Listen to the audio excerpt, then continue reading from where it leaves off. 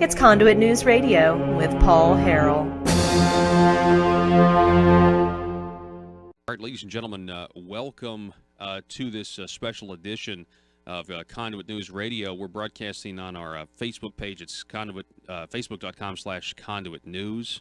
I wanted to talk a little bit about how the left ignores the violence of themselves. The media in particular, ignoring the violence of the left. And in order to talk more about this, I want to bring in, you've heard her on the program before, Barth is with us. She's the co-chair of the Media Equality Project. You can find out more over at mediaequalizer.com. Megan, welcome back. Well, thank you so much. Good to be back with you, Paul. So I was looking at this story, as I see here, headline MSNBC's Tur, that's talking about the anchor Katie Tur, became enraged on Thursday when conservative guest Eric Erickson, who, Eric Erickson is kind of a never-Trumper guy. I mean, that's kind of how he identifies. But he just refused to say that Donald Trump was responsible for the tragedies that have happened, the 11 dead at the synagogue. What's your take on all this? Well, I'll kind of paint the larger picture. When we look at MSNBC, when we listen or watch CNN, that is, if we do or we're forced to while we're sitting in an airport, we have the same talking heads that are exhibiting their bias, and all they are nothing but talking heads for the Democrat Party. I started my own personal blog before I started working with the Media Equality Project, ReaganBabe.com. And the reason I started, I was not seeing truth in the headlines. I was seeing manufactured talking points, Democrat talking points that were simply repurposed into sensationalized headlines dripping with bias. And if you were able to find the truth anywhere in the article, it would usually be, printed in the 14th paragraph or in, some sort of footnote. But watching the mainstream media provide cover for Democrats is something that they have done for a long time. However, with Trump, there is a new phenomenon whereby they are outwardly expressing their support for the left and also stoking and fueling the flames of violence. And they do this in a couple ways. One, they're repeating the Democrat talking points, which is Trump supporters and Trump are Nazis, Trump is Hitler, his supporters are racist, homophobic, xenophobic, misogynistic, you name it. And when Chris Cuomo, I recall very vividly taking to the air of CNN, and he on Twitter, I believe, actually, posted a side-by-side comparison of Antifa and is comparing them to our men and boys who stormed the beaches of Normandy, and he referred to Antifa as freedom fighters. So what they were doing is using the paramilitary political arm, which is Antifa, of the Democrat Party, and normalizing the violence and also really ignoring the violence, simply referring to Antifa as freedom fighters. And this came on the heel where Antifa was beating up Trump supporters on the streets of San Jose, also on the heels of the inauguration, whereby I was actually there and witnessed their destruction, whereby they were, throwing projectiles at Trump supporters, leaving a variety of venues. They were setting Larry King's limousine on fire. They destroyed property. And this happens time and time again where the press simply looks the other way without really calling out and investigating the genesis and the roots and the funding of these radical groups that work at the behest of the Democrat Party.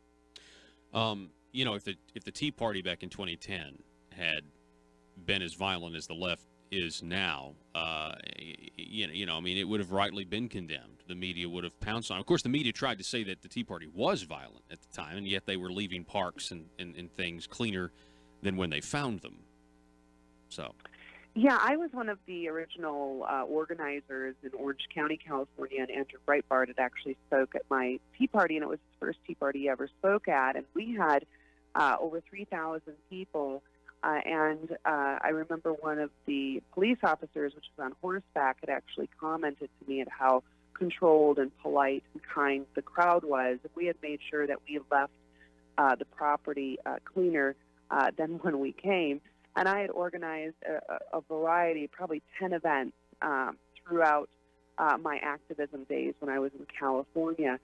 And it was the same thing. The left tried to make it very difficult for us to organize, not only through using the IRS as a political weapon and trying to silence our voices and our ability to collectively organize, but Nancy Pelosi took to the dais and referred to us as the new brown shirts, and she was saying with a trembling voice how she feared that the modern-day brown shirts were rising up. And so, again, we had Nazi comparisons and Gestapo comparisons, if you will.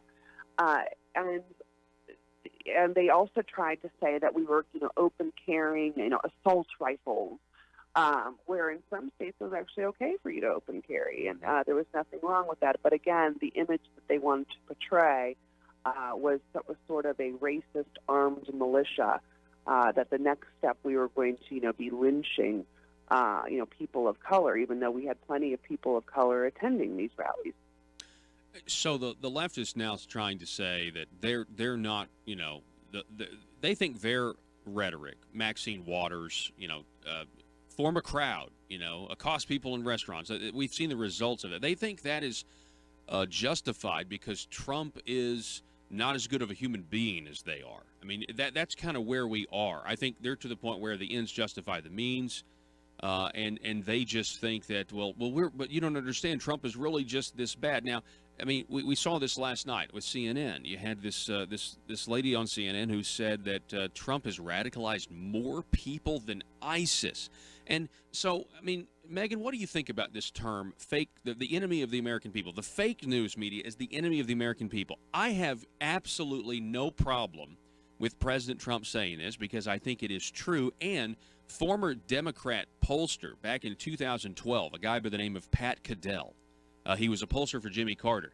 Back during the Mitt Romney-Obama race and how dishonest the media was being about Benghazi at the time, he actually said, it's the first time I ever heard somebody say it, Pat Caddell said that the media had become the enemy of the American people back then because of Susan Rice lying about the video, keeping the American people in the dark, all to keep Barack Obama in the White House. So this is not a new phrase. It's just been put to the forefront, accurately so, by our president. What are your thoughts? Well, he calls the shots like how he sees it, and he also says what's on many of our minds.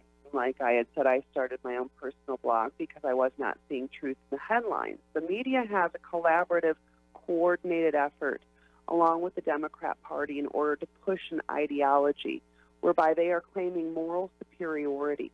I have contested that honest journalism is dead. And Jonathan Gruber actually kind of exposed the bias and the destructive bias of the media, where he basically said that the media and the Democrats needed to keep the people stupid in order to pass Obamacare, in order to ram Obamacare through. They needed to keep the people stupid. So all of this misinformation coming from the mainstream media is designed for one purpose and one purpose only, and that is to keep the people stupid. When you had, and we have, good journalists like Cheryl Atkinson, for example, when Cheryl Atkinson was getting too close to the truth and keeping people informed, she was fired by CBS. She was getting too close to Benghazi and the truth around Benghazi.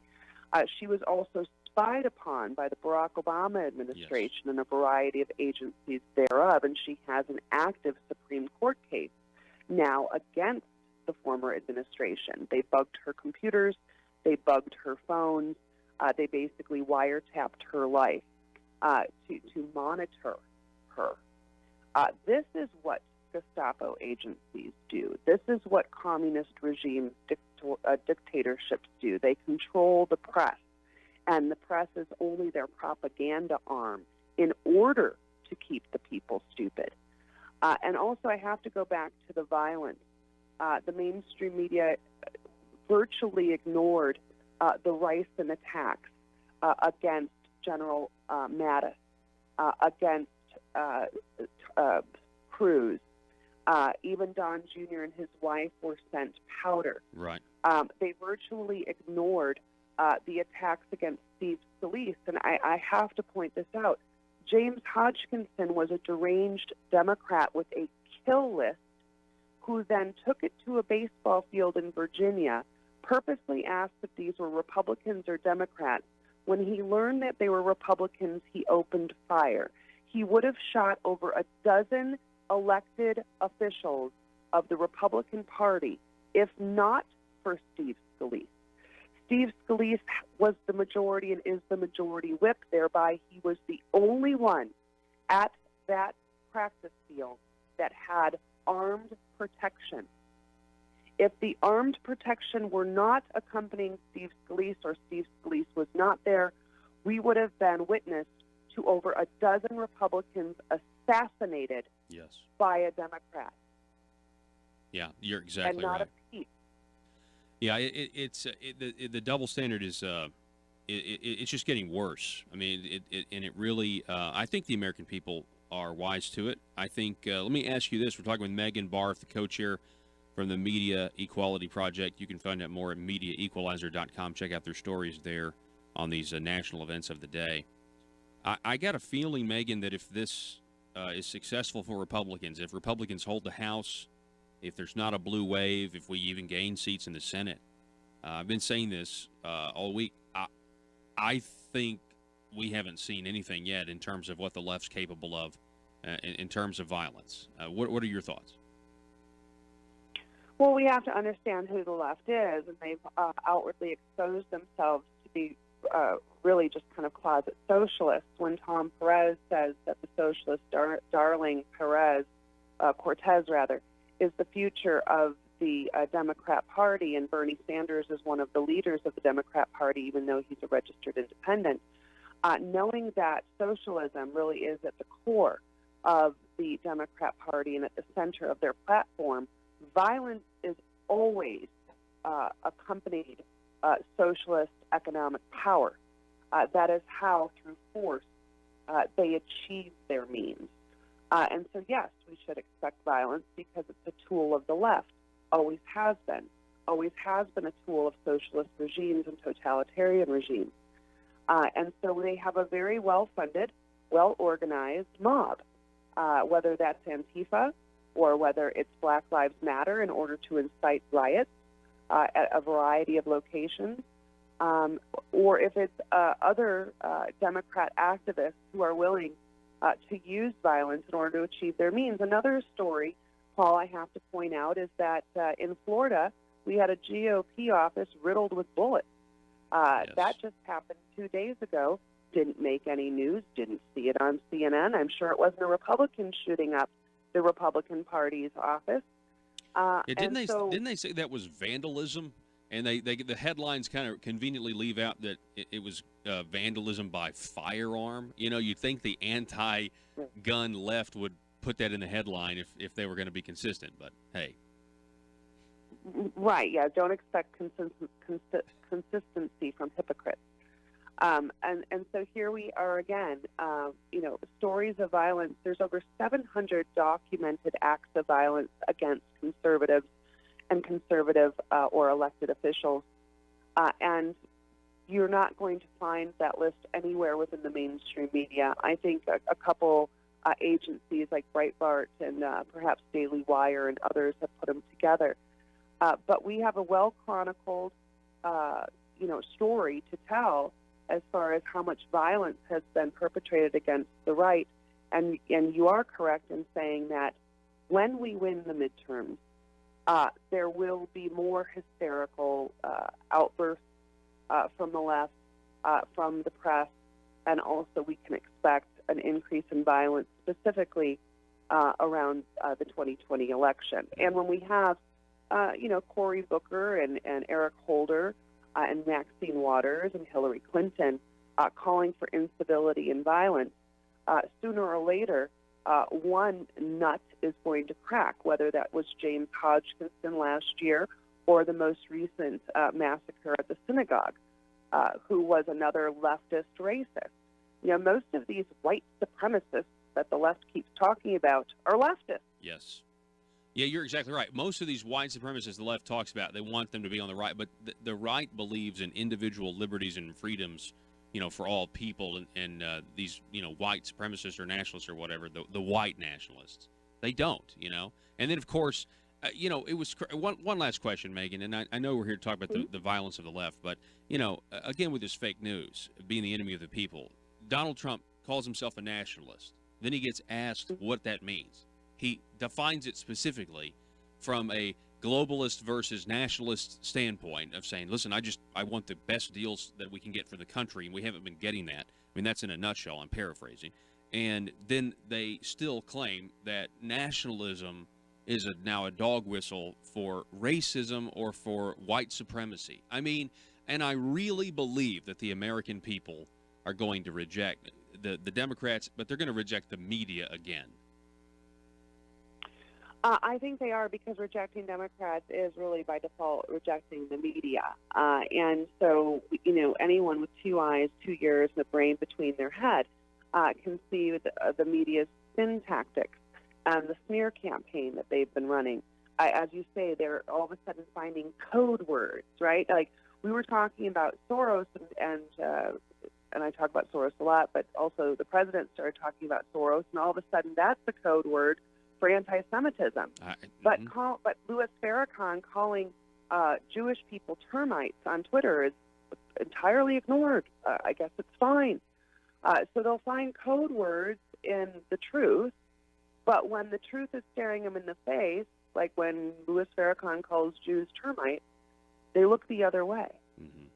Yeah, we are in very, very interesting times, and I just hope that I hope that the truth gets out there. I appreciate what you do, Megan. I appreciate what the Media Equality Project does, and hey, hopefully in a week or so things are going to be looking good. I think there's some early voting that is looking favorable for Republicans, but still we got to get out and vote. Now you're on the West Coast, correct? I'm in Nevada, so we have a very interesting race here in Nevada, as we usually do. Are we going to be blue? Be red? Dean Heller, the senator, is leading Wacky Jackie Rosen. Our governorship is Adam Laxalt against Steve Sisolak. Adam Laxalt is a Republican with strong name ID. So hopefully we'll flip Nevada back to red, but there is a red wave going on. I do believe it to be so. Republicans that stay home elect Democrats. And so what Republicans and independents and the walkaway movement and Brexit, what all of these people need to do that are leaving the Democrat Party is to simply vote. Megan Barth, we appreciate your time. I hope you have a great day. We'll talk to you soon. Thank you. You too. All right. Very good. Yes, Thank folks. you.